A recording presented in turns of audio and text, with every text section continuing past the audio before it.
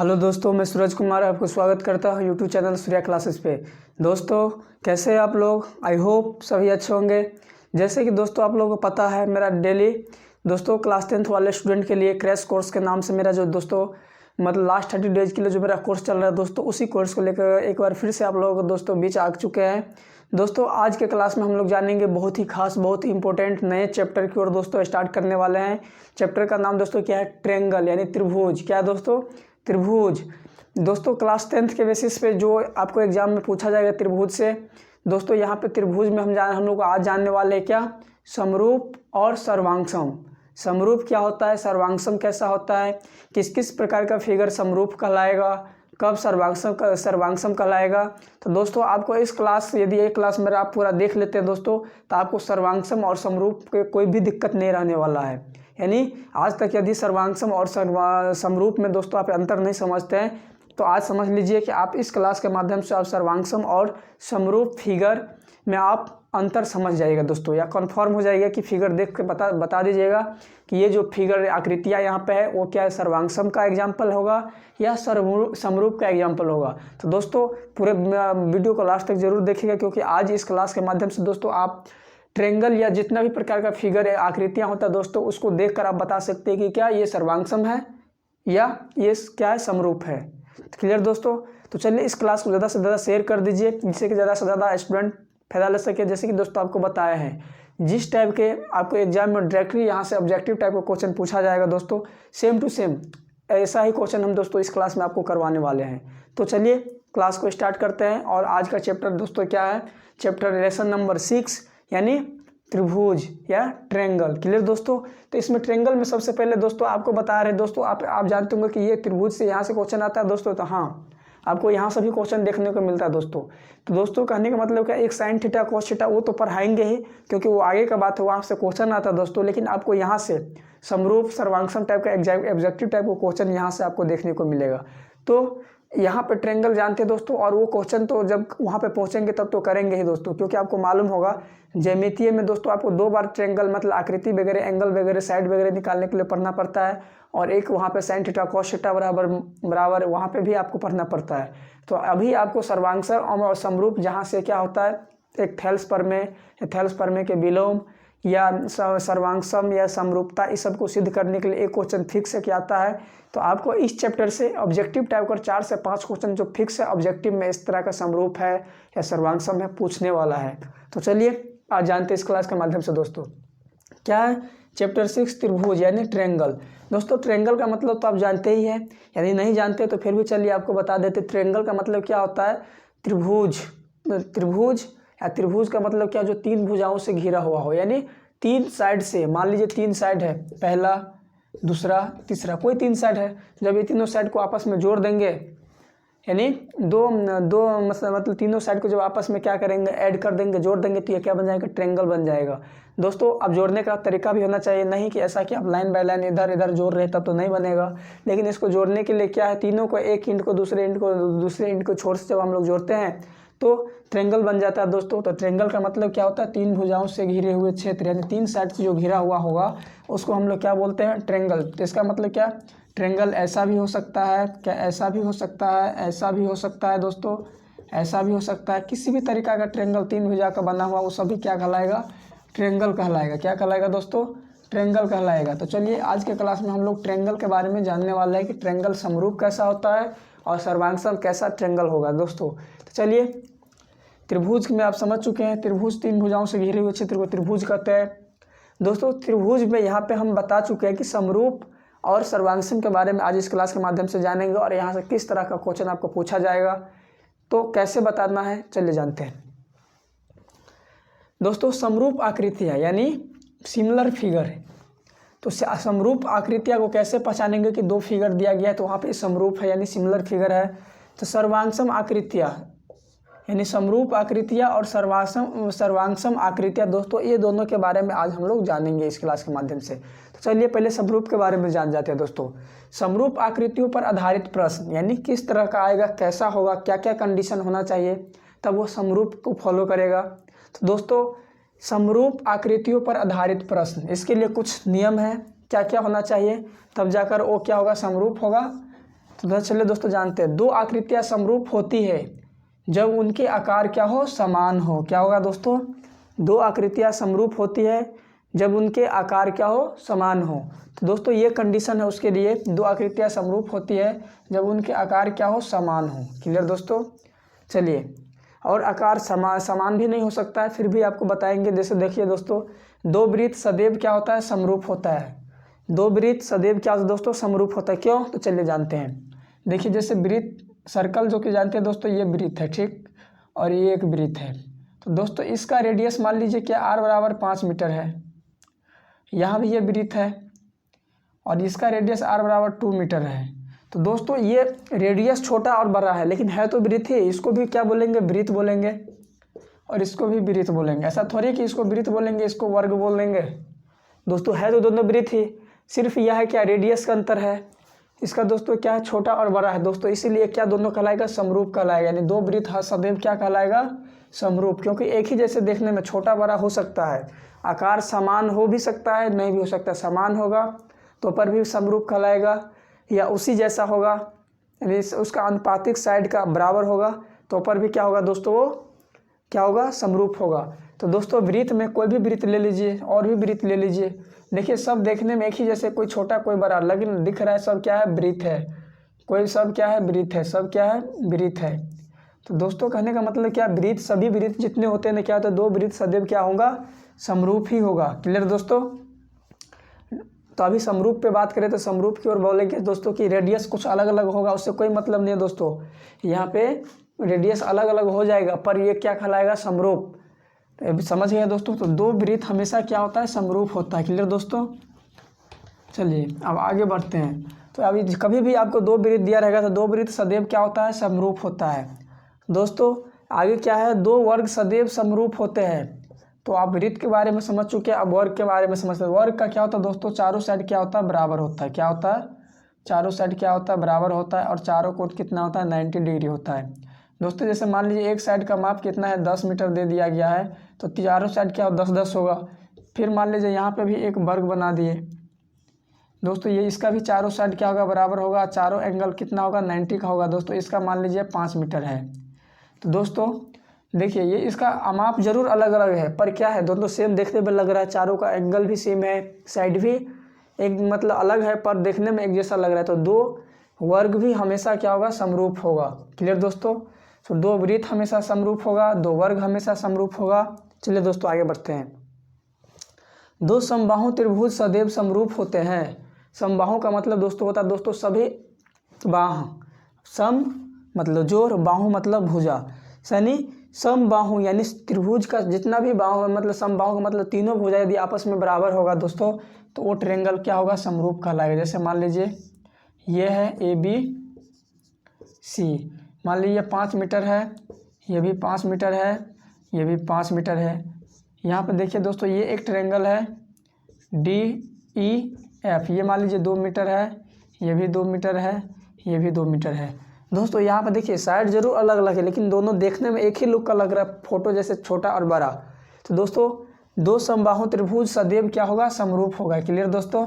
तो यहाँ सब क्या जान चुके हैं कि दो वृत्त सदैव समरूप होते हैं, दो वर्ग सदैव समरूप होते हैं, दो समबाहु त्रिभुज सदैव क्या होते हैं, समरूप होते हैं। क्लियर दोस्तों। जैसे कि आपको मालूम होगा दोस्तों, जैसे आपका फ़ोटो एक ही फ़ोटो है, आप और उसको एक फ़ोटो खींचकर बड़ा फ़ोटो बना लीजिए और एक छोटा फ़ोटो पासपोर्ट साइज फ़ोटो रखिए। दोस्तों दोनों फ़ोटो तो एक ही आदमी का रहेगा। यहाँ पे आपको नाक थोड़ा बड़ा रहेगा तो उसमें भी नाक बड़ा रहेगा, आँख बड़ा है तो आँख बड़ा रहेगा, पर वहाँ पे क्या होगा, कोई पिक्चर बड़ा होगा कोई छोटा होगा दोस्तों, लेकिन लगेगा तो समरूप। तो वो भी आपका फ़ोटो का भी एग्जांपल दे दिए दोस्तों, वो भी आपका सदैव क्या होगा, समरूप होगा। छोटा फ़ोटो हो या बड़ा फ़ोटो हो, आपका फ़ोटो जो होगा ना दोस्तों वो भी क्या, समरूप का एग्जाम्पल है। क्लियर। तो अब 3 बात यहाँ पर समझ चुके हैं। दो वृत्त हमेशा समरूप होगा, दो वर्ग भी हमेशा समरूप होगा, दो समबाहु त्रिभुज सदैव समरूप होगा। क्लियर दोस्तों।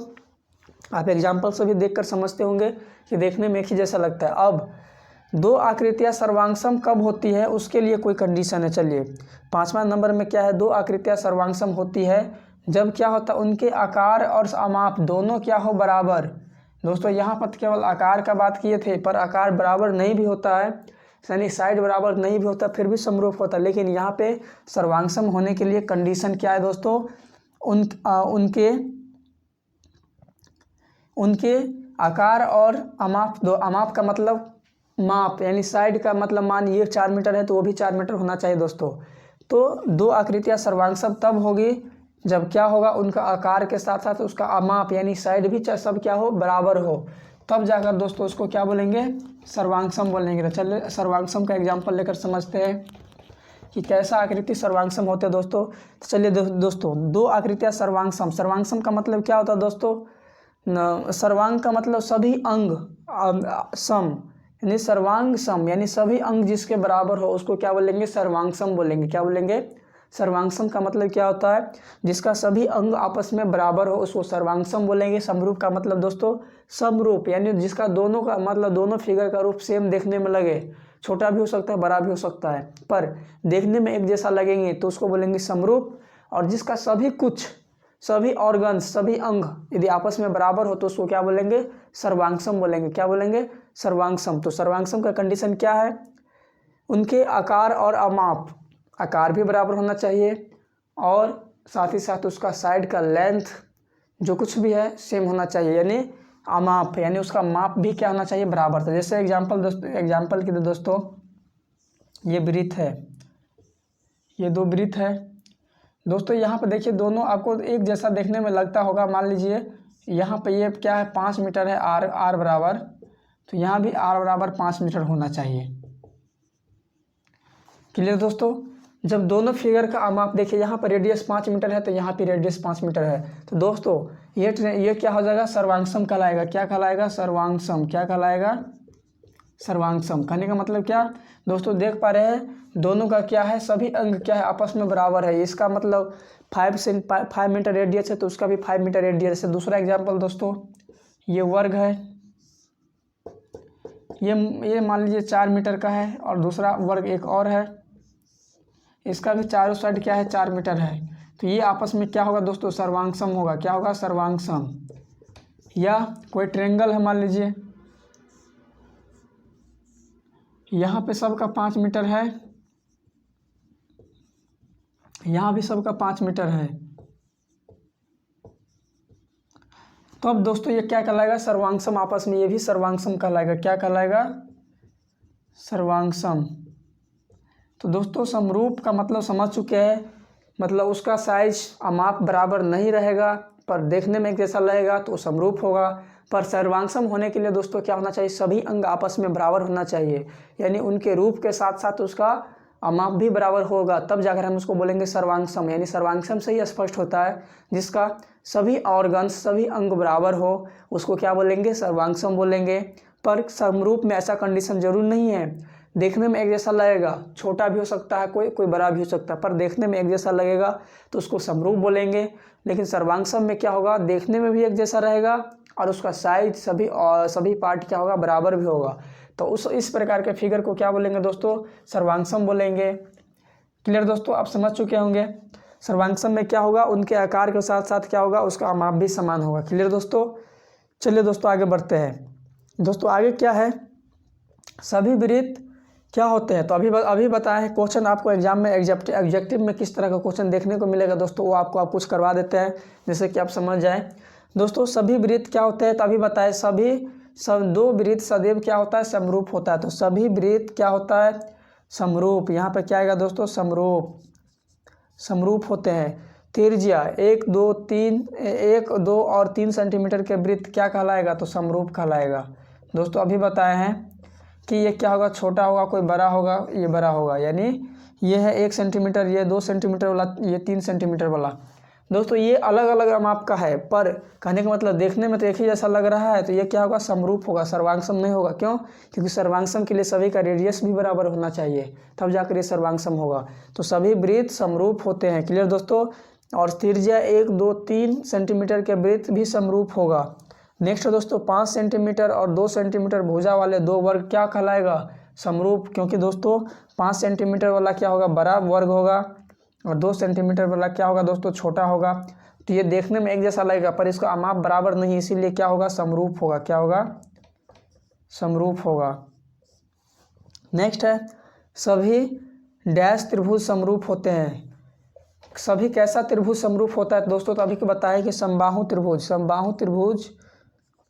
समबाहु त्रिभुज क्या होता है? सभी समबाहु त्रिभुज क्या होगा? समरूप होगा। समबाहु का मतलब क्या? जिसका सभी साइड बराबर हो।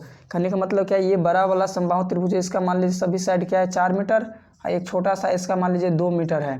तो ये भी 2 है, ये भी 2 है, ये भी 4 है, ये भी 4 है, पर इसका साइड अलग अलग है, माप अलग अलग है, लेकिन है तो सभी साइड भुजा बराबर। तो ये क्या कहलाएगा दोस्तों? सभी समबाहु त्रिभुज क्या होते हैं? समरूप होते हैं। क्लियर दोस्तों? तो आपको इस तरह से ऑब्जेक्टिव में क्वेश्चन आएगा दोस्तों, या ऐसे भी पूछ देगा सभी सदैव सभी वृत्त क्या सदैव हमेशा डैश होता है, या आपको फिगर दे देगा, पूछ देगा कि बताइए दोनों फिगर क्या है? समरूप है, सर्वांगसम का एग्जाम्पल है, या वृत्त दे देगा, 2 ट्रायंगल दे देगा, या 2 रेक्टेंगल दे देगा। कोई भी किसी भी तरह का फिगर आपको दे सकता है दोस्तों, आपसे पूछ देगा कि सर्वांगसम का एग्जाम्पल है या समरूप का एग्जाम्पल है दोस्तों। तो यदि आप ये क्लास यदि मेरा आप देख लेते हैं अच्छा से, तो आपको ये सर्वांगसम और समरूप से रिलेटेड क्वेश्चन दोस्तों आपको पूरी तरह से आज के इस वीडियो से क्लियर हो जाएगा दोस्तों। चलिए और आगे और जानते हैं। समरूप भुजाओं पर आधारित प्रश्न, समरूप बहुभुजाओं पर आधारित प्रश्न। यहाँ पर तो 3 साइड 4 साइड के लिए बात की है दोस्तों, चतुर्भुज, त्रिभुज और चतुर्भुज की बात की है, पर बहुभुज यानी इससे ज़्यादा और भी भुजा वाली आकृति आ जाएगा, आपके सामने दे देगा पंचभुज, षष्ठभुज, 7 भुज, 8 भुज वाला दे देगा, अष्टभुज वाला दोस्तों दे देगा।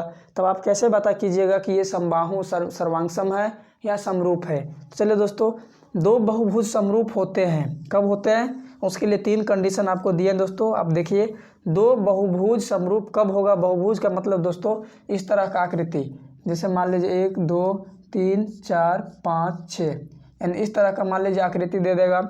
तो इस तरह का आकृति में कैसे पता कीजिएगा कि ये समरूप है कि सर्वांगसम है? तो चलिए, पहला कंडीशन है उनके भुजाओं की संख्या समान होना चाहिए। सबसे पहले तो देखना है क्या इसमें 1 2 3 4 5 6 है, तो दूसरा में भी गिनना है कि 6 साइड है।